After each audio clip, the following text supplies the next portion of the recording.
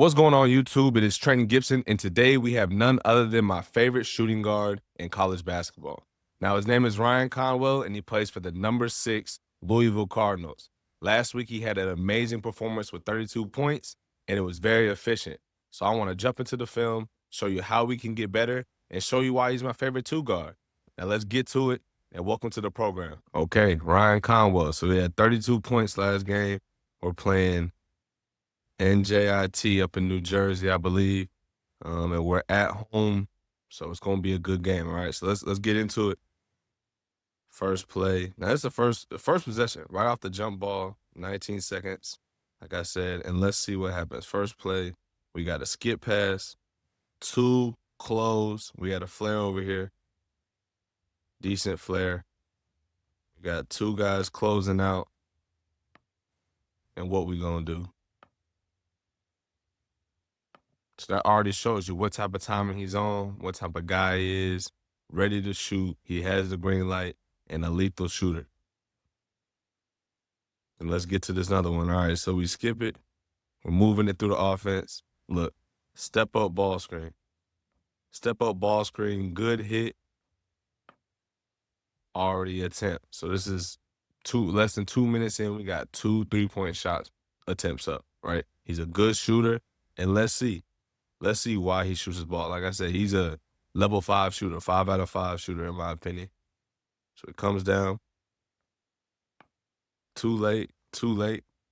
If you're a shooter in today's game and you want to make it far and you can shoot the ball and you can shoot these dribble threes, which is the most important part of the game right now for guards, this has to go up every time like it does. Now, maybe he could be a little closer, whatever you want to say, but the big still gets a decent contest, so he does have to keep his distance. Conwell is only like 6'1", I think, 6'2". So we miss it, but now we're 50% right now in 2 shots, so that's still good. Coming down again. So we're here. We got the post up. We got a mismatch. So what happens in the post when there's a mismatch? There's going to be help side, right? He's already watching. He's saying, hey, I'm coming for this help. He forced him baseline. So we go base. Now, too many people help for NJIT. They had a lot of defensive breakdowns, and that is how it ended up being a rout. But you don't need 3 people to all be down here, right? Instead, this guy's smart, doesn't go up with it, pivots, plays, and now they left this man right here playing for 2. But let's go back. If you're this guy right here, you're playing 2, right? He's probably not the level of shooter that he is. Okay, so when you're playing 2, you kind of want to shade.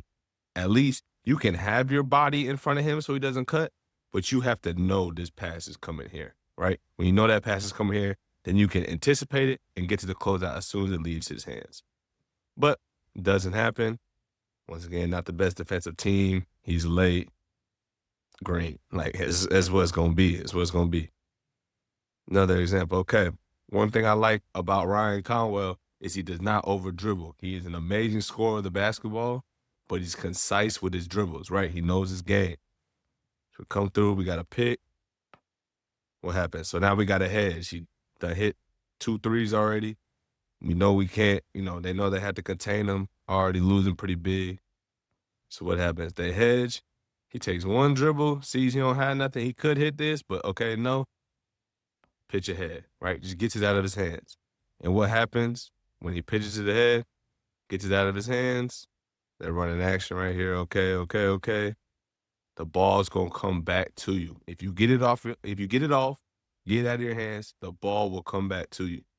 So kick out, ding, ding. Now what do? We just cashed him early. It was 24, I believe. We just cashed him. So what does he do? He's gonna close out way too hard, right? So another thing I like about Ryan Conwell, he shoots efficiently, 1, of course, and then he builds his game off of that. Okay, so he doesn't over dribble. He doesn't do stuff he's not good at, or I'm not gonna say not good at, but that's not his game. And then he plays off the fact that you have to close. So when he does drive, it's because you have to close long, and we got an open drive. Now, he usually finishes these things. He's not off balance, to be honest. Like, he absorbs the contact well. He's a senior. Just got to finish that, but those go in. Another example right here. And we're going to run the play. Okay, we're in trans, go up, obviously green ball, right? Okay. But let me show you why it's green and why he gets such an open look. Whereas a lot of people get the rebound and he says, okay, I got the rebound. I'm a guard. I got the rebound. But if he has the rebound and dribbles this ball up, look, the defender is on him. So if he dribbles the ball up, he doesn't have an open look. He's playing against full court defense. But instead, he gets off the ball, gets to his PG, who's also good, will be a draft pick this year. Now this guy feels like he needs to come guard him. So now we're leaving naked and trans, not ready, green, right? But only because he got the ball off early. And like I said, it's going to come back to you. And especially somebody like him, the whole team is looking for him, right? Because they know they give it to him, it's going to be a good shot, it's going to go in. So just little things like that get him points. If he dribbles the ball up, it's not a point. He's probably passing to Michael Brown, and he doesn't get the basket. Now, so once again, like I said, bad defense. So they're kind of, you know what I'm saying, he's on them. All right, how do we just get hit? Unless they're switching, you can't get hit. You can't leave a guy like this and we get an open shot. He misses it, and it felt like the one says he's wide open, he's missing, but the contested ones he's making. But what I want to show right here is just the shot quality that he's able to get. The shot quality that he's getting that's why you have 32 points. It's hard to have 32 on, amazing, spectacular shots. But he's able to get such a good shot quality that, I don't know, it's how you get 30. It's how you end up being a high-level basketball player. All right, so we got late clock right here, 9.7 seconds left. And I'll run the clip and show you, we're walking down right here. I'll show you what I really like about this. Okay. Catches it, one dribble laterally, which is a very hard thing to do and a very elite thing to do, but that's what great shooters can do. Bam, knock down. I know some people watch Miller Kopp on TikTok and stuff, and he said he was working on this as his major. But let's look how this happens. All right, so a lot of times, and I play with point guards that do this, when they're walking down, most of the time they're looking for this quick pass, right? And it can catch the defense off guard. Now, what I don't like about my man right here in defense is he's not really, in my opinion, doing anything, right? He's not really showing that he gonna stop this gap because he's too far over. So if Brown ends up driving, then he's still gonna have to move and then get back for the pass, which means you're cooked, right? So what I would like him to be is, sometimes we say up the line, right? So I want him up the line, but I also want him over here. So more almost in could be a denial, but also show that you're really there, right? And especially if you're not a long wingspanned person, you got to show early that you're there.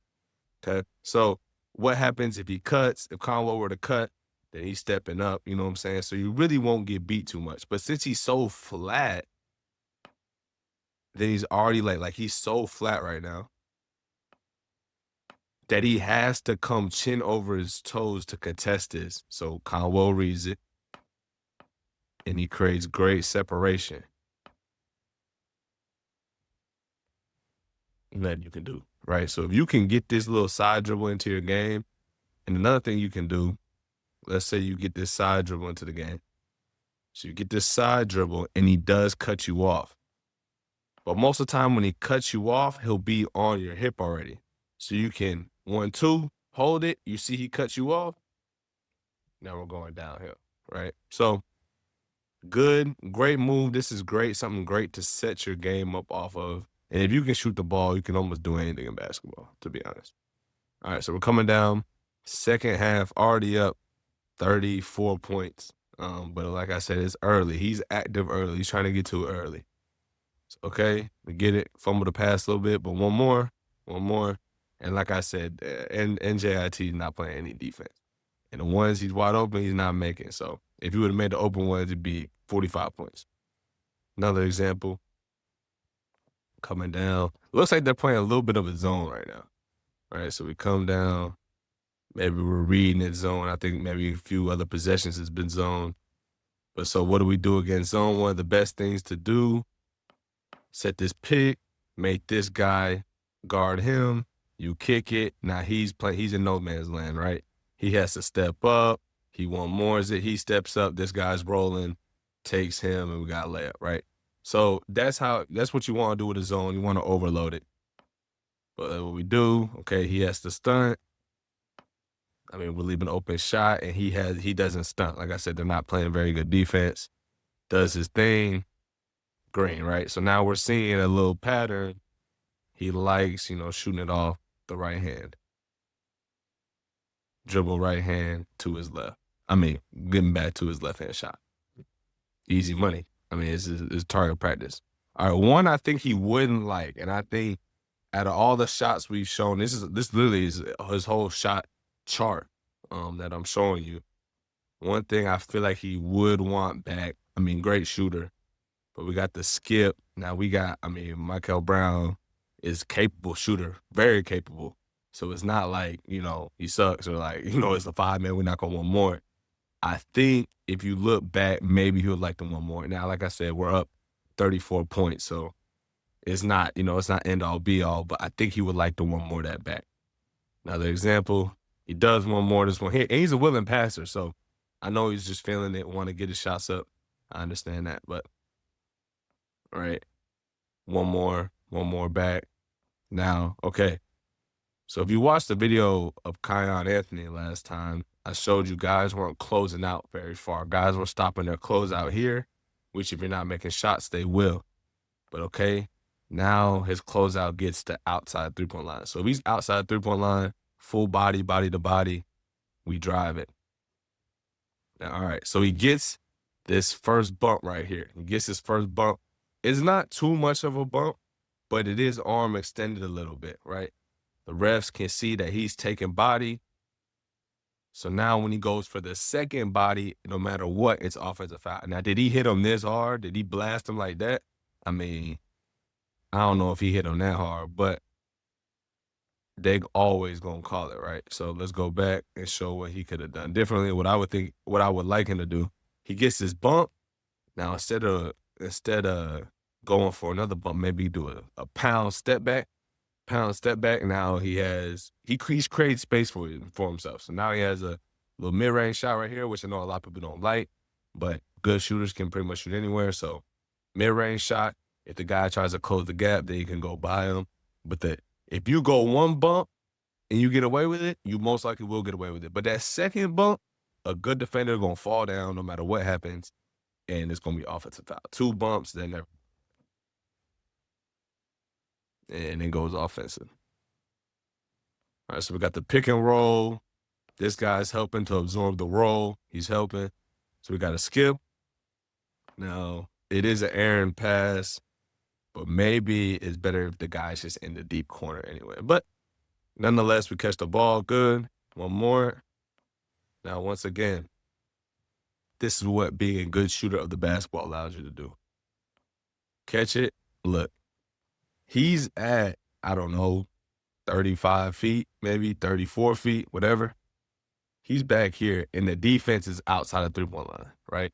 Like it showed you in last tape, that's not the situation for everybody. So he sees you that far out, probably not that good of a defender.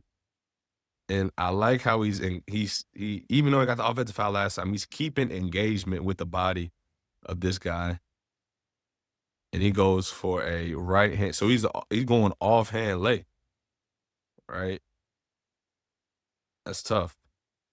It's not like overly tough, but with your offhand scoop, it's not just a regular lay. You going scoop. It's tough. All right, so now we're in trans. Good job. We set a good flare. 9 trying to get guys open. What you're supposed to do. And we green it. 24 is being green all night. And that's the tape, right? That is how he got his 32 points. We're at the end of the second half. know what I'm saying? We're up by a lot, right? We're up by 50-something, I think. So, Ryan Conwell. Now, like I said, he is my favorite shooting guard, and I showed you why. Because he keeps his game extremely simple, and he builds his game, which you should, off one skill, right? He's a unlimited, a great shooter of the basketball. So when does he attack closeouts? When does he drive? When guys are over aggressive, right?